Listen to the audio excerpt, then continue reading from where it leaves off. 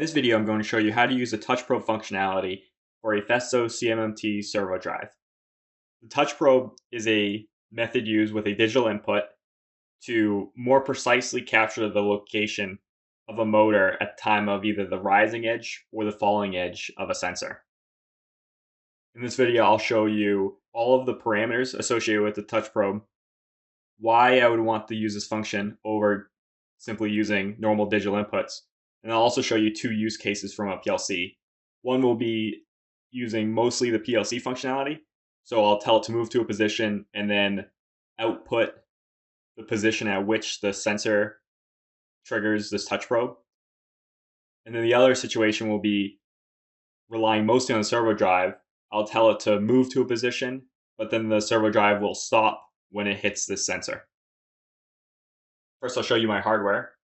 I'm using a CMMT AS servo drive. I have an ELGD tooth belt linear actuator, an EMMT AS servo motor. Mounted underneath is a proc sensor. And then off screen, I have a Compact Logix Allen Bradley PLC where I'll do the demonstration on. The question is, why do I want to use this touch probe function over traditional digital input? For that, I'll first move over to System Configurator, which can be found on the Festo website. Under Engineering Tools, I can scroll down until I find System Configurator. I already have this pulled up. So in this topology, I have my Ethernet IP PLC. This could work for any Ethernet PLC or basically any PLC, but just to show an Ethernet IP topology. And then I have two separate use cases. I have my touch probe, and then I also have what I would consider a standard sensor approach. So in this approach, I would have my touch probe sensor, which is just any kind of proc sensor. And I'm either going to connect this to a local I/O, remote I/O, or it really could be connected to the backplane of the PLC. But the idea is that there's going to be some inherent delay between the sensor updating my I/O and then the I/O being updated at the PLC due to the latency of the Ethernet communications. And at the same time, my servo drive is cyclically updating the PLC what the current position is. But there's going to be a delay between the current position of the actuator and then what the PLC thinks the actuator is at. And then relating that to a sensor, there's going to be some inaccuracy. Now, to remove this inaccuracy, make it as accurate as possible, I'm going to use this touch probe scenario where the sensor is directly wired into the servo drive. And so there is almost no latency between the sensor triggering and the drive knowing exactly what position it was at when the trigger occurred. So now the drive can then update the PLC and tell it exactly the position that the touch probe instance occurred. And this removes the latency due to your field bus or any other protocols related to getting the I/O back to the PLC. Now that you have a better understanding of why touch probe is a little better than using a digital input, if I move to Festo Automation Suite, in Automation Suite, I already have a pre-configured project set up for my servo drive. I already have the motor axis selected. I've already been able to home. Everything is working to this point, but now I want to change over to implement the touch probe. First, I'll show you the wiring that I'm using.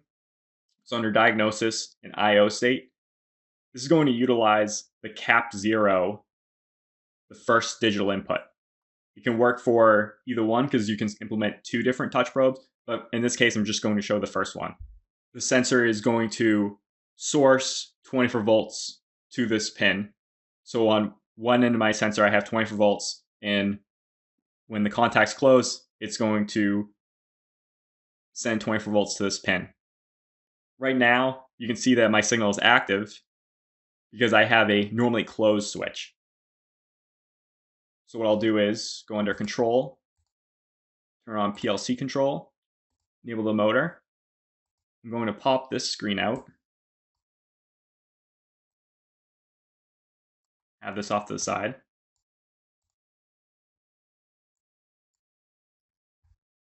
Let's pull up my actuator. So now you can see the actuator on the top right. I can control the axis on the bottom left here, and we're going to be looking at this status. When I jog the motor forward, you can see that the signal has cut out. So this means I'm going to be looking for a falling edge signal. Now let's move over to parameterizing the touch probe function. Disable the motor, parameterization, axis 1, touch probe, and I'll use touch probe 0, because remember I can have 2 different touch probes if I want. By default, the touch probe is going to be set to inactive. I can change the mode by selecting on a list of options. I'm going to set it to the first option for now, and then I'll go back and explain what the different types are. So once I select an option, I have different settings here. Configuration for the input that's going to be used for the trigger. I can set it to a rising, falling edge, or monitor both edges. And then I can select the encoder interface I'm going to use. There's modulo parameters, and then a result. The modulo parameters can be a little confusing because the idea is that your encoder interface is going to typically extend through a large range of values. For a linear case like this, I'm going to be limited to values most likely from 0 to the end of stroke. But for an infinite rotary axis, those values can extend up through thousands of revolutions. So to relate to a linear case, these modulo parameters are never going to be reached because I have a 200 millimeter stroke. This modulo value set to 1000 is never going to occur.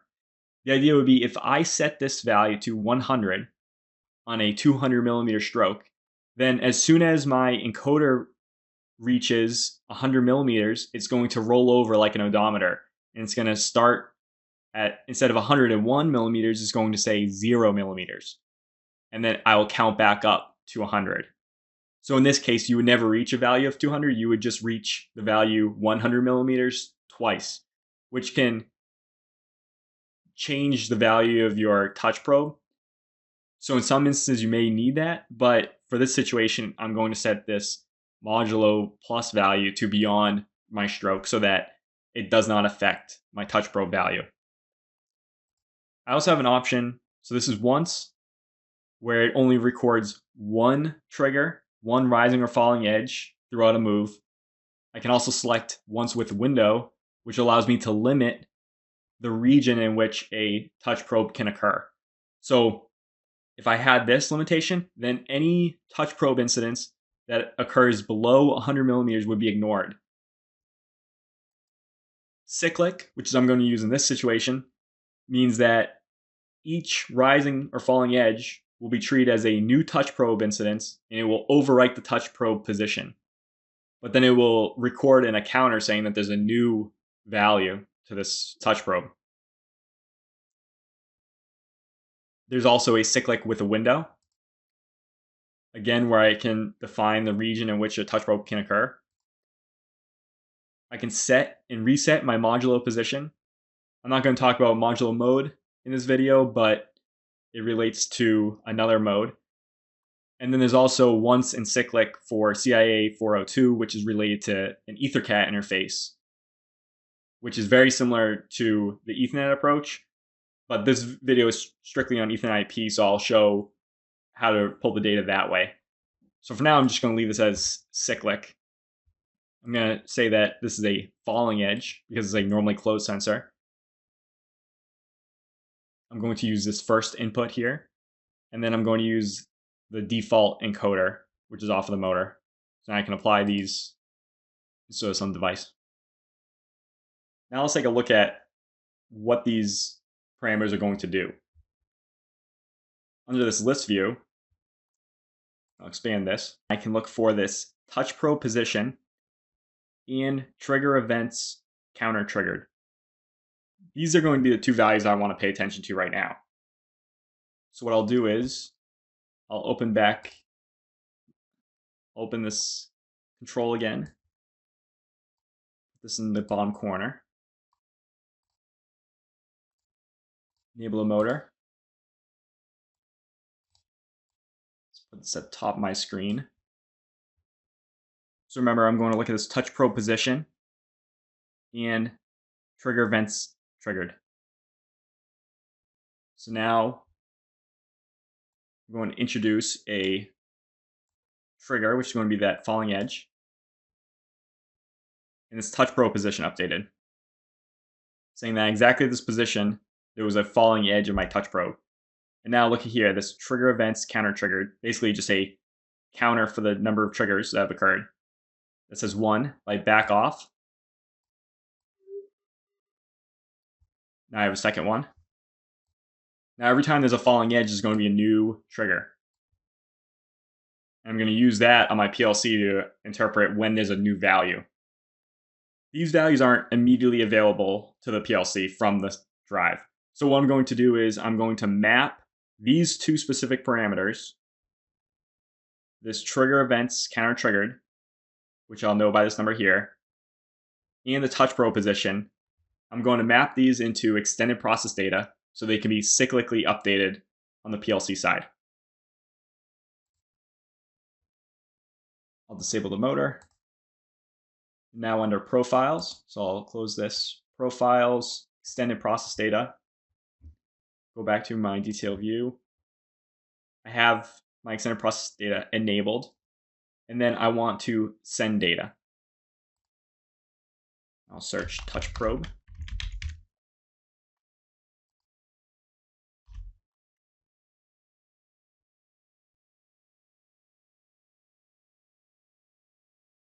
Touch probe position. Add a second channel.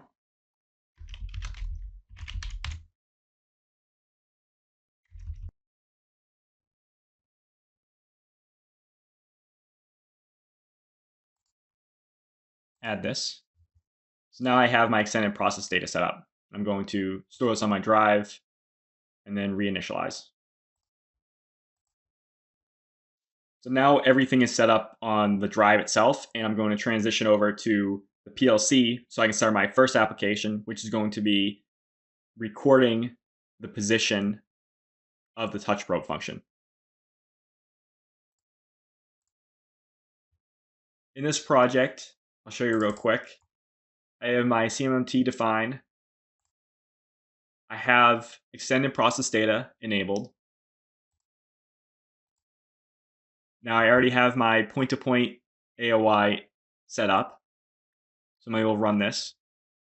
And now I have two separate AOIs. I have my extended process data 64-bit version and my extended process data, the normal version of it.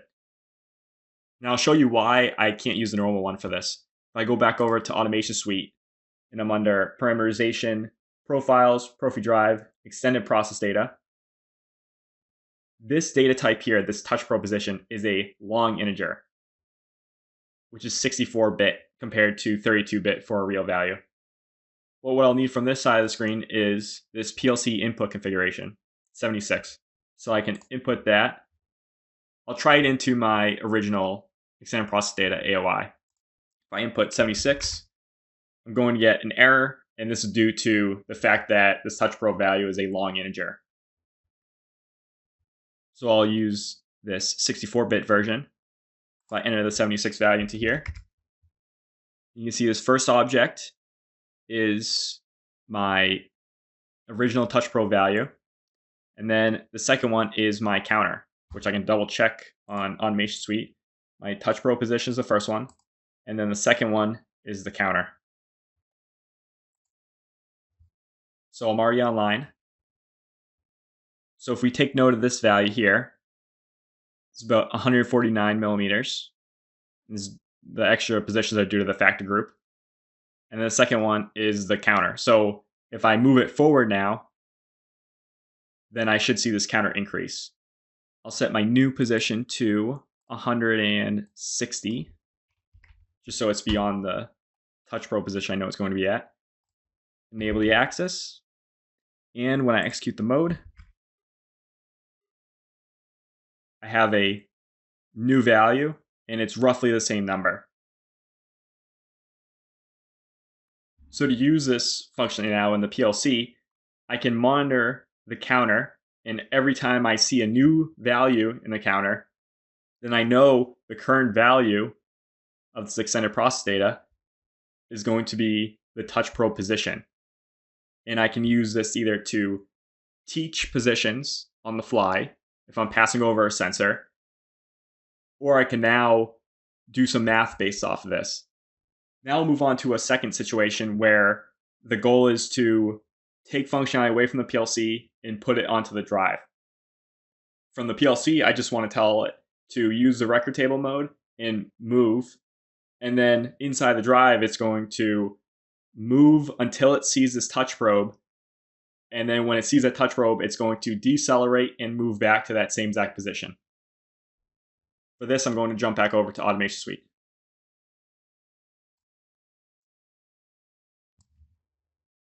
I'll start by closing this under Axis 1.